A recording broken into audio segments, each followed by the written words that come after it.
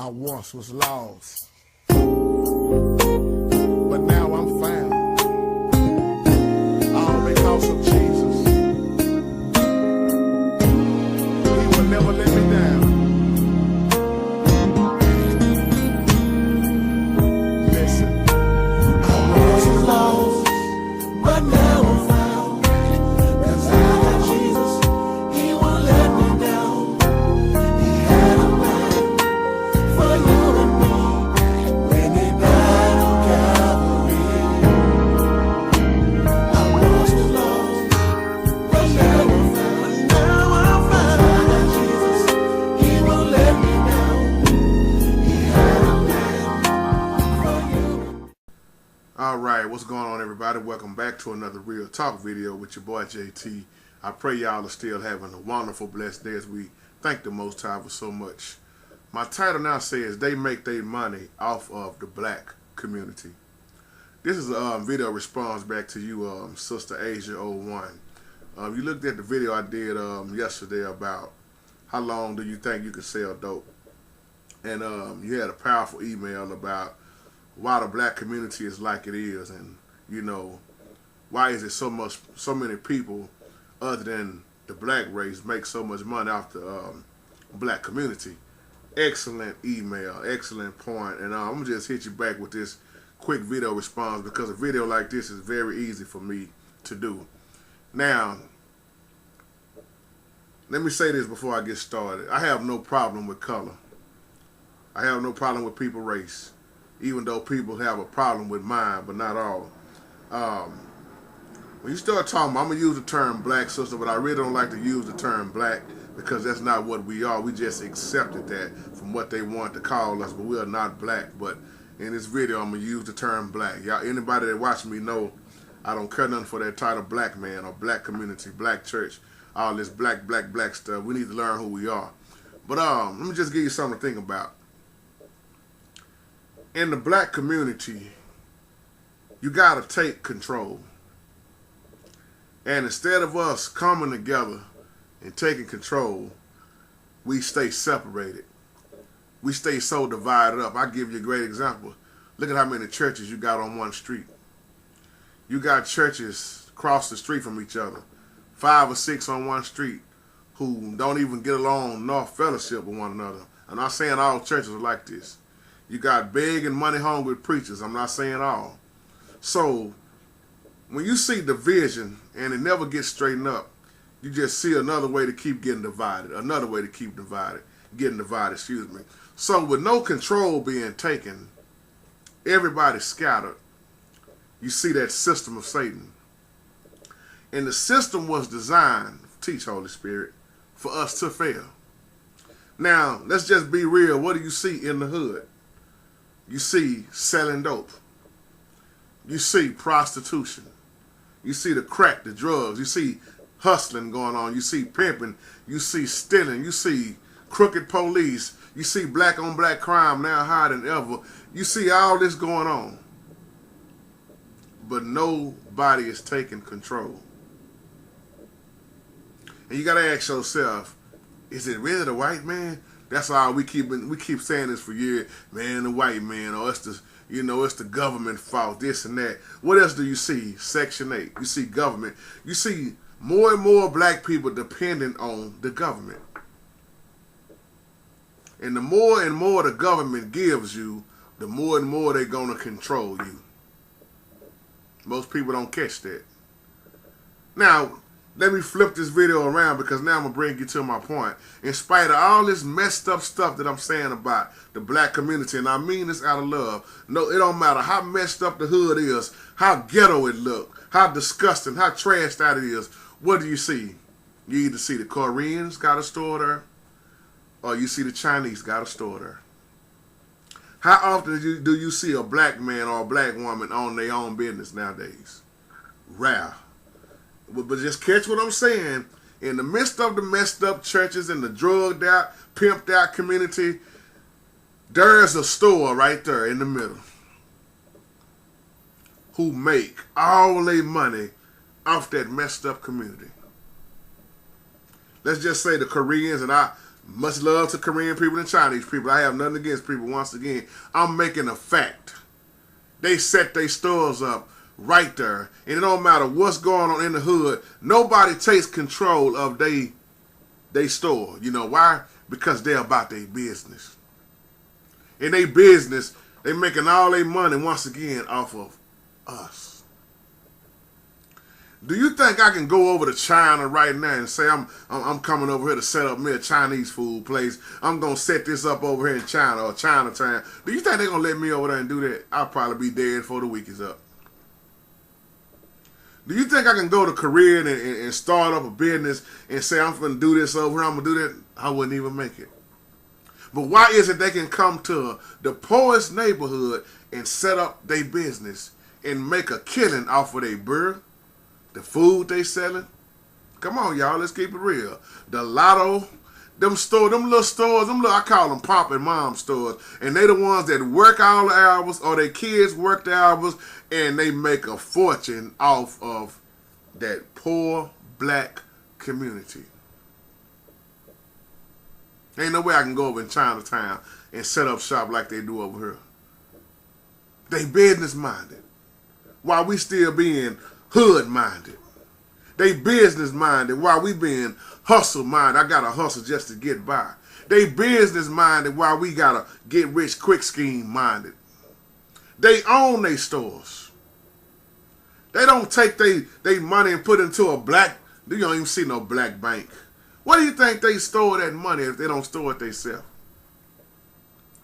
Do you think they're gonna dump their money into the black community that they making off of the black community? Once again, I mean this out of love. No, they're not going to do that. They looking out for themselves. But I'm going to tell you what they will do. They'll sell you some hair products. They'll help you get your nails done. Look at how they make. Look at how much money they make. Let's put a pin right there. If you ever come to Dallas, or y'all that's looking at this video, how many of y'all have ever heard of Big T Bazaar?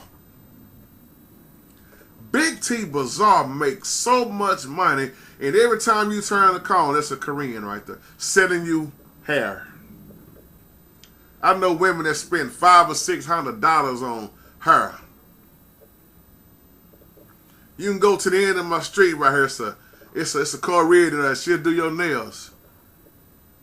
Can't even talk that good, but gonna get you hooked up with them nails. They want your money, and they don't care how messed up the neighborhood look once again, because they business minded. They business minded. We don't own our businesses. We don't even only have nothing over. Everything we buy from is Chinese or Korean in the hoods. Now, go see where they stay at and see what it look like where they are. I guarantee you, it's not gonna look nothing like a hood. It's not gonna look nothing like no ghetto. It's not gonna look nothing like no projects. It's gonna be nice. You think they gonna stay where you stay? Nah, they will use you to make their money.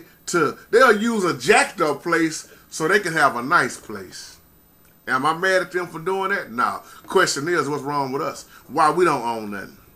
We just talking. See, I've been trying to tell people for the longest, stop walking around here with this blame game, and you need to do what they do. Get your own. Get your own. They make money off of an ugly hood to stay in a beautiful place. This lady at the end of my street, not the end of my street, but it's a corner store. Been out here, man, since all of us were little, and we called it A+. That lady, Laura, once told me, she showed me a picture of her house. Lady had a mansion. Do you think she got that mansion working somewhere else? She said, you know how I had this, I come up. She said, I came up off of y'all hood. All that burr, the food, the little food in the back with the hamburgers and the fish and the grill back there. All the stuff they do every day. She said that's how she got her mansion. Big old house. And they own it, of course. What's up with us? That's why my title says they make money off of the black community. Don't you know when you study and look this stuff up, the Koreans have over like 90,000 stores in black communities across this country.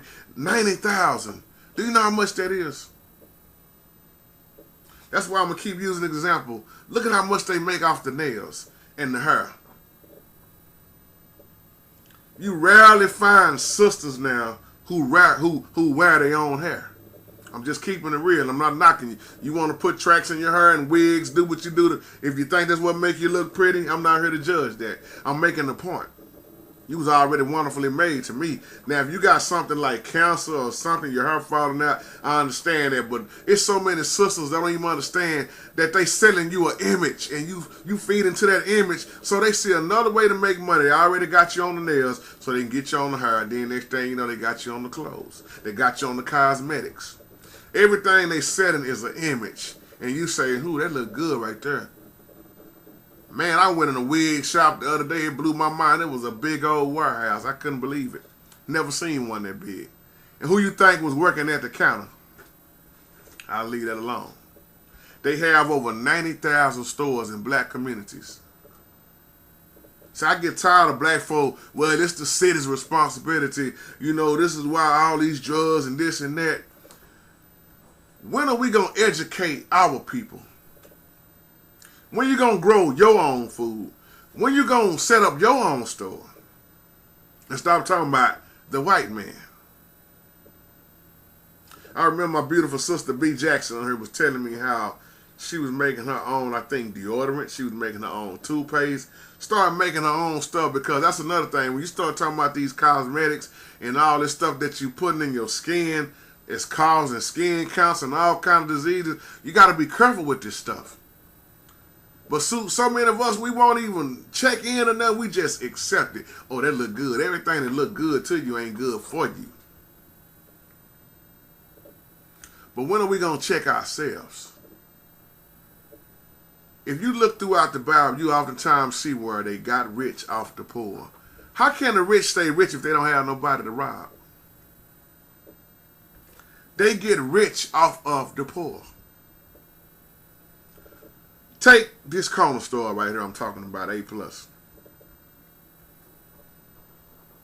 Every day, I'm going to just say one man that I know personally.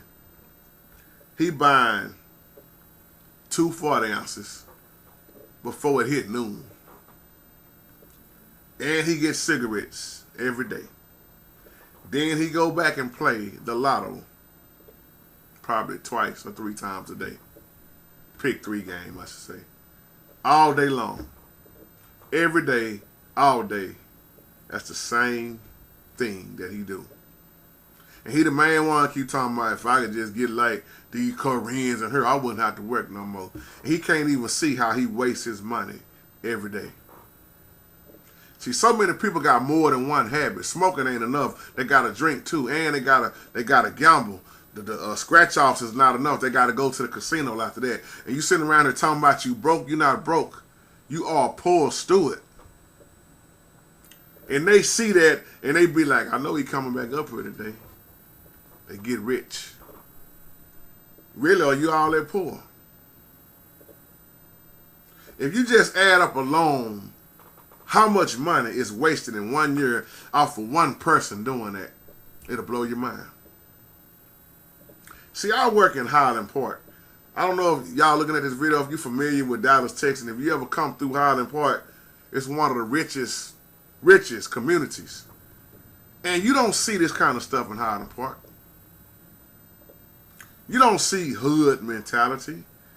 You don't see messed up holes in the street where they wouldn't fix the street. It just looked very beautiful. It ain't no such thing as somebody standing on the corner selling dope in Highland Park. You wouldn't even make it. Do you think you can go to Highland Park and do Highland Park like you do North Park? No. That's why the crime rate is very little over there. You go to jail quick. I work there, but I can't stay there. I can't afford it, just being honest. But I love a lot of people over there. See, it used to be real prejudice back in the day, but I'm just making a point. They don't even have bus lines run through there. They don't even have a gas station run through there. You know what you see? Stores. Movie theater. It's beautiful. And I ain't talking about you got restaurants, cheapest plates, maybe $100 if it's that. They have a community, not a hood. No corner stores, no mom and pop stores. I laughed last week because a guy ran out of gas. He said, "Say, man, where's the next gas station?" I said, "You ain't gonna find it right here. You better go on down West Markinburg until you run into a Quick Trip or a racetrack or a 7-Eleven. They don't have it over there." See, as I close, you got to get out this hood mentality. You notice I said mentality. See, I grew up in the hood, but it didn't grow up in me. Somebody catch that later on. I didn't let that stop me. I didn't let that mentality get me like it got most of my people I grew up with. See, I made the hood turn into a place. Oh, man, somebody better catch what I'm saying. The hood is not a place. It's a mentality. It's a way of thinking. And when you understand that, you wouldn't be mad at your brother because he left that mentality. Somebody catch that, y'all. Y'all have a wonderful, wonderful, blessed day.